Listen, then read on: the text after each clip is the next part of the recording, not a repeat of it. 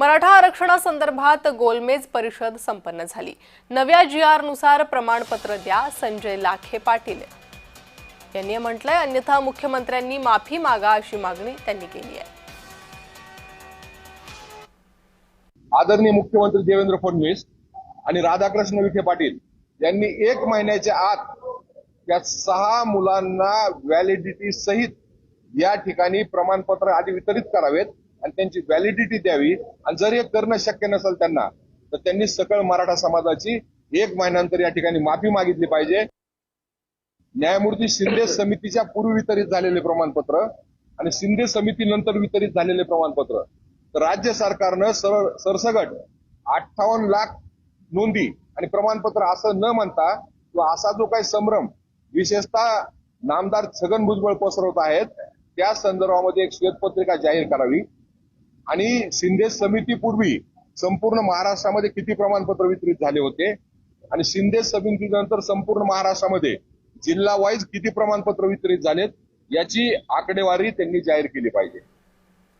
तर मराठा आरक्षणासंदर्भात झालेल्या या गोलमेज परिषदेतील मुद्दे त्यावर नजर टाकूया। 2 सप्टेंबरच्या GR नुसार मराठा समाजाचा काहीही फायदा होणार नाही।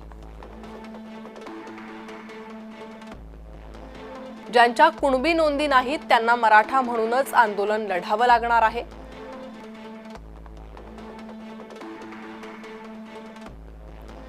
आपल्याला जे आरक्षण पाहिजे ते मराठा म्हणूनच पाहिजे।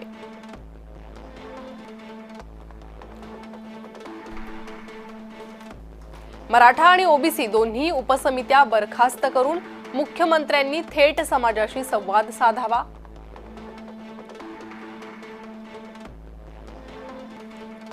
मराठा क्रांती मोर्चाच्या माध्यमातून बिघडलेला सामाजिक सलोखा दूर करण्याचा प्रयत्न होणार।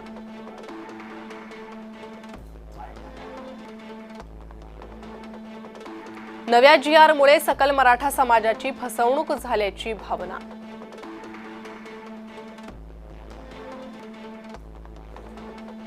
विखे पाटलांनी सरसकट मराठा समाजाला आरक्षण या GR नुसार कसं मिळेल हे सांगावं।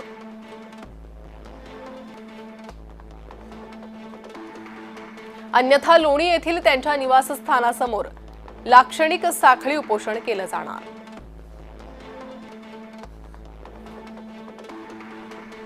क्रांती मोर्चाकडून 6 मराठा मुलांची नावं देण्यात येणार। नव्या GR नुसार त्यांनी कुणबी प्रमाणपत्र मिळवून द्यावं।